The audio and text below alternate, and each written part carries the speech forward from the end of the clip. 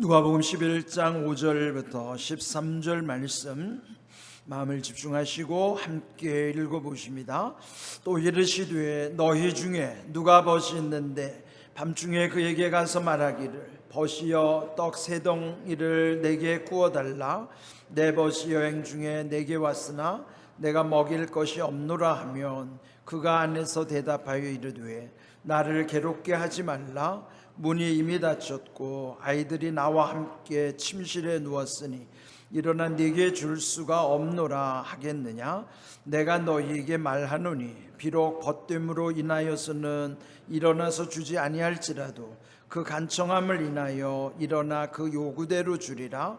내가 또 너희에게 이르노니 구하라 그러면 너희에게 주실 것이요 찾으라 그러면 찾아낼 것이요 문을 두드리라 그러면 너희에게 열릴 것이니 구하는 이마다 받을 것이요 찾는 이는 찾아낼 것이요 두드리는 이에게는 열릴 것이니라. 너희 중에 아버지 된 자로서 누가 아들이 생선을 달라 하는데 생선 대신에 뱀을 주며 알을 달라 하는데 전갈을 주겠느냐. 너희가 악할지라도 좋은 것을 자식에게 줄 알거든 하물며 너희 하늘아버지께서 구하는 자에게 성령을 주시지 않겠느냐 하시니라. 아멘. 예수님을 믿고 나면 우리에게 가장 큰 특권이 있습니다. 그것은 바로 하나님과 연결되는 특권, 우리는 그것을 기도라고 하는 것이죠. 기도가 이렇게 중요함에도 불구하고 기도를 즐기는 사람들이 그리 많지는 않은 것 같습니다. 그 까닭은 기도에 대한 의미를 모르기 때문이기도 하지만 또 무엇을 기도해야 하나님이 기뻐하실지, 그리고 더 중요한 것은 어떻게 기도해야 될까, 기도의 방법을 모르기 때문이기도 합니다. 오늘 이 본문에도 예수님이 이 소중한 기도에 대해서 말씀하셨습니다. 그렇다면 이 짧은 시간이지만 오늘 이 말씀을 중심으로 해서 왜 기도해야 하나, 무엇을 기도해야 하나, 어떻게 기도해야 하나, 일종의 기도 매뉴얼에 관해서 함께 묵상을 하고자 합니다. 여러분이 집중하셔서 이 기도의 특권을 즐기고 누리는 삶이 되기를 바랍니다. 이럴 때 먼저 크게 아멘을 하는 거예요. 여러분도 기도의 특권을 누리시고 즐기시기를 주님의 이름으로 축복합니다. 아멘. 이제 들을 자세가 다 돼 있으신 것 같아요. 자, 먼저 왜 기도해야 하는가? 마가복음 1장에 보시면은 예수님의 일상의 그리고 일생의 기도의 삶인 것을 말씀해 주시고 있어요. 새벽 아직도 밝기 전에 예수께서 일어나 나가 한적한 곳으로 가사 거기서 기도하시더니, 우리는 예수님을 닮는 것이 최고의 목표예요. 그리고 예수님의 일상, 그리고 일상이 계속되는 것이 일생이잖아요. 그 삶 자체가 기도의 삶이라면 우리도 예수님의 기도의 삶을 본받는 것이 당연한 것이죠.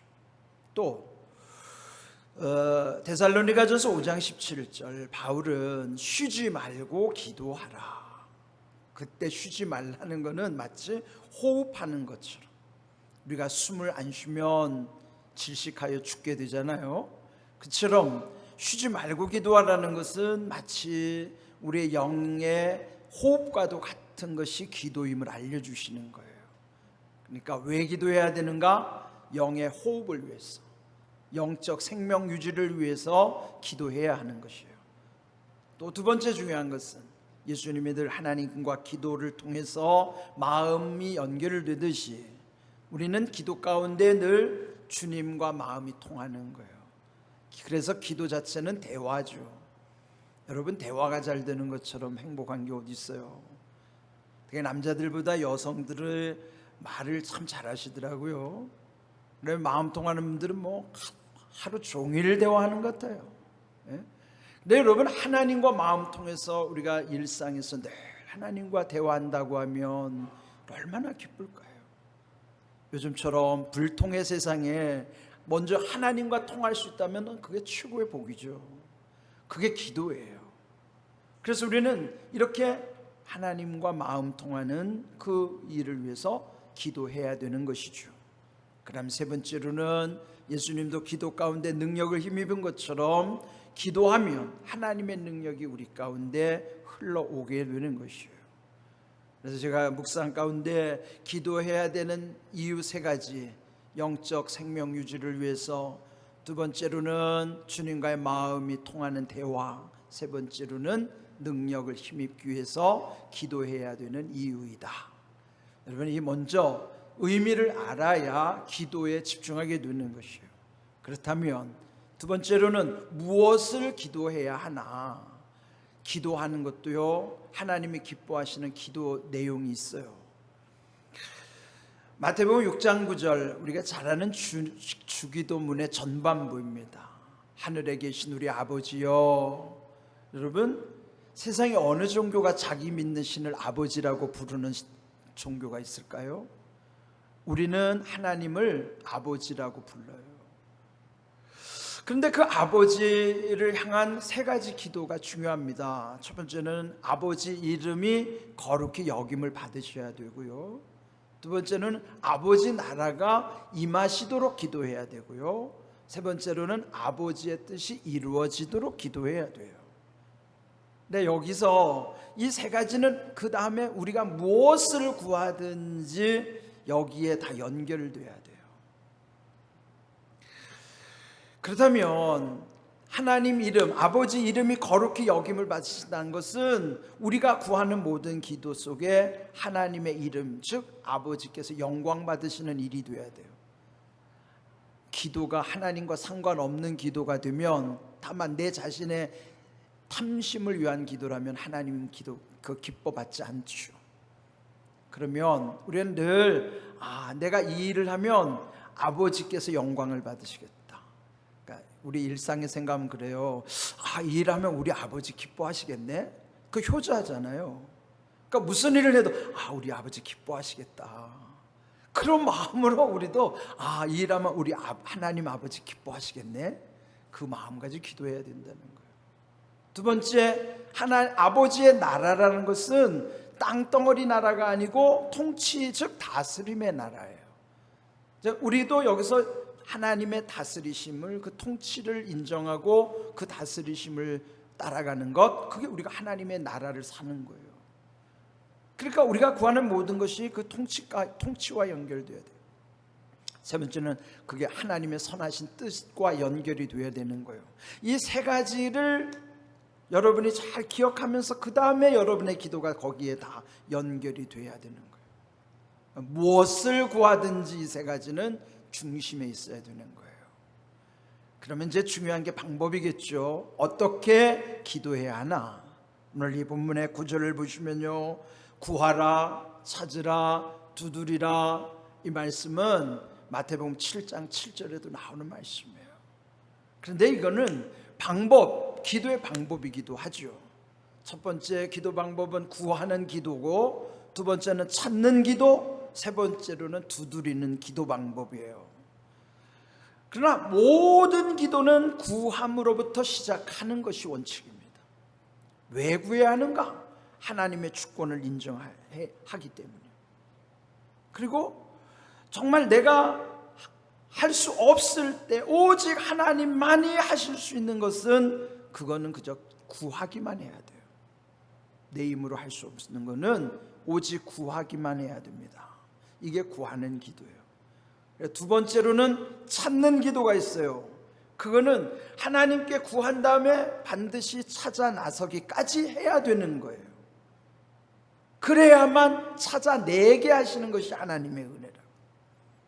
이를테면 정말 결혼 상대를 얻기 위한다면, 마음이 있다면 하나님께 구하고 찾아 나가서면 찾아내게 하시는 하나님의 은혜라.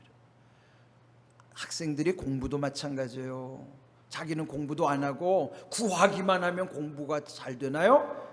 그렇게 응답 주신 하나님이 아닙니다. 찾아 나서서 자기가 찾는 거는 공부하는 건 자기가 해야 되는 거예요. 구한 다음에 찾는 기도까지 할 때에 응답이 이루어지는 것이 찾는 기도예요. 그러면 세 번째로는 두드리는 기도까지 가야 되는 거예요. 그거는 구한 다음에 찾은 다음에 두드리기까지 해야 되는 것이 두드리는 기도입니다. 혹시 여러분 사업을 할 때에 어떤 한 사람이 생각나는데 그 사람의 마음이 열려져야 되겠는데 그 사람 마음을 열기 위해서 그럼 먼저 기도하세요.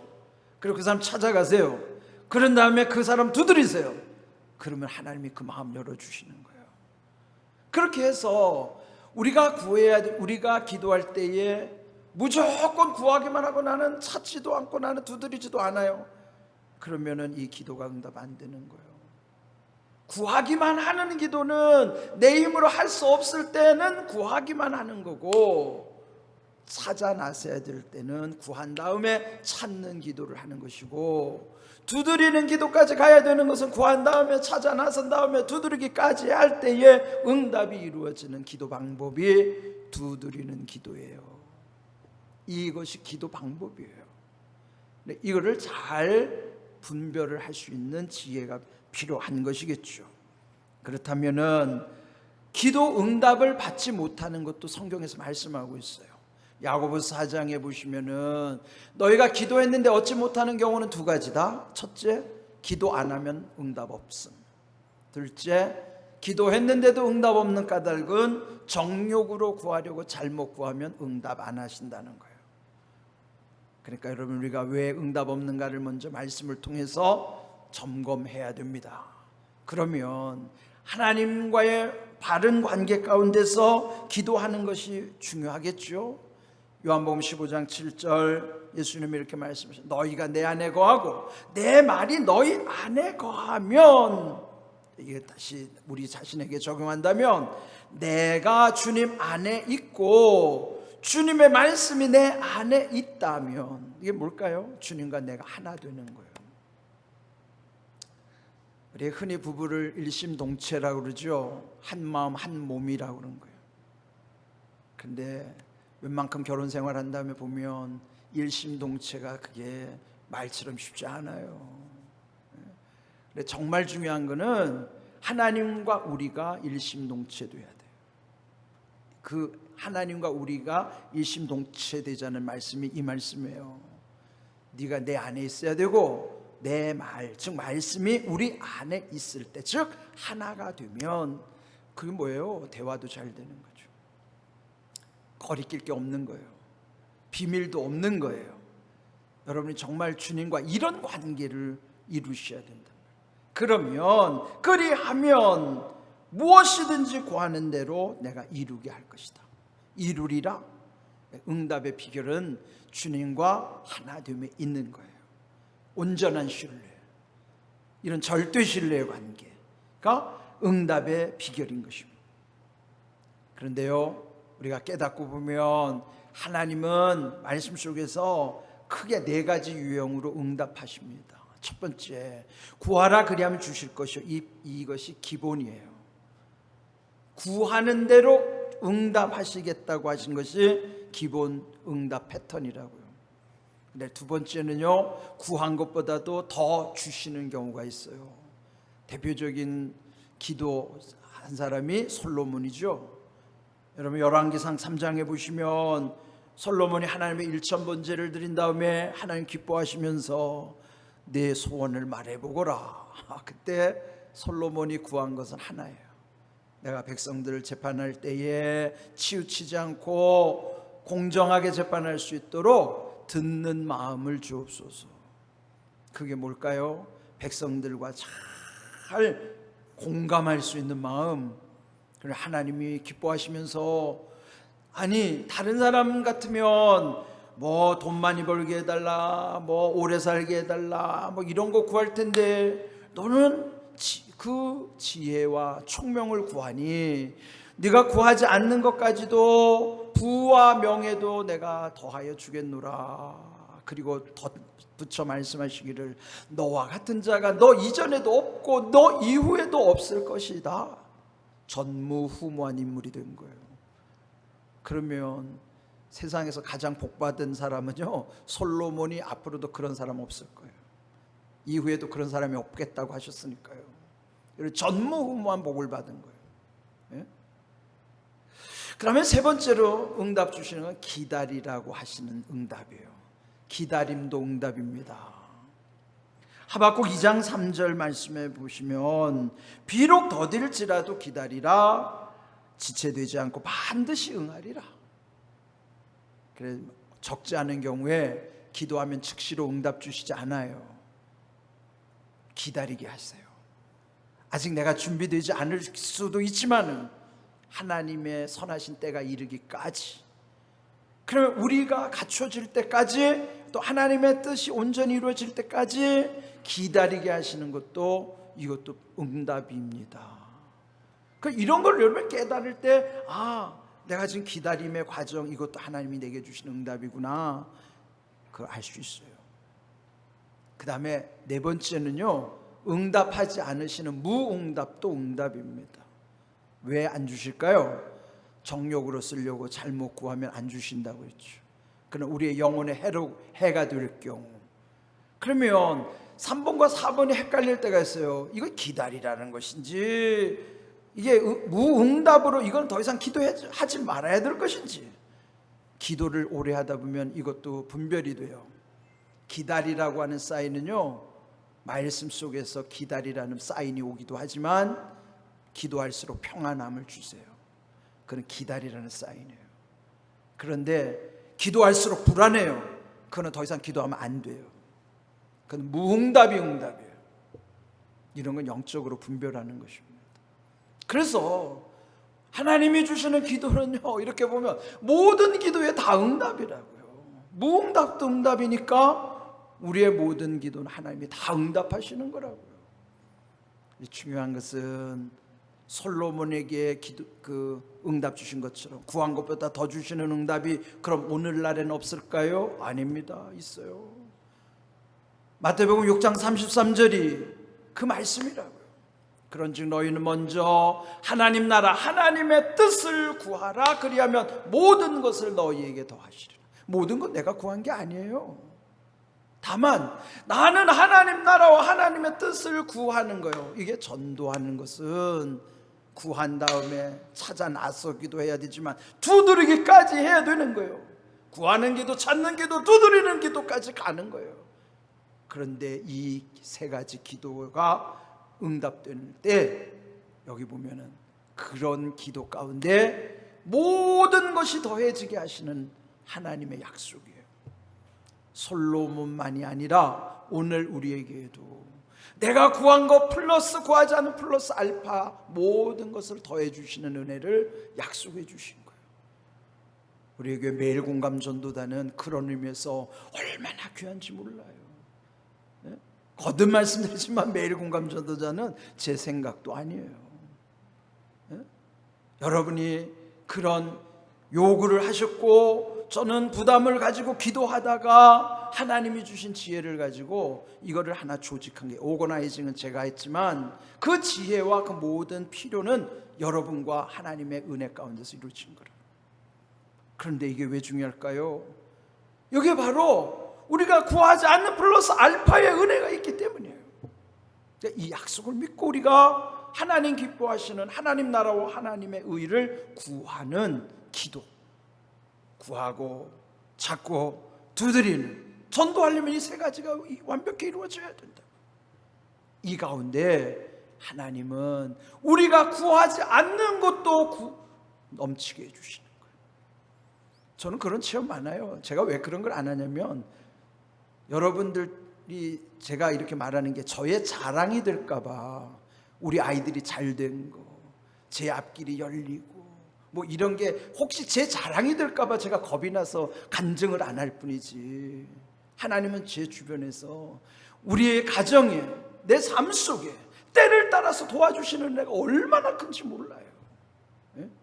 그 비결이 어디 있는가 하면, 이렇게 하나님 나라와 하나님의 의를 구할 때 하나님은 절대로 공짜가 없으신 하나님, 기억하셔야 돼요. 우리가 구한 것보다도 더 넘치도록 주시는 하나님의 은혜, 좋으신 하나님이라고요. 저는 개인적으로 만나면 마음껏 자랑해요. 제가 받은 은혜에 대해서. 정말 이 말씀을 우리가 붙잡아야 됩니다.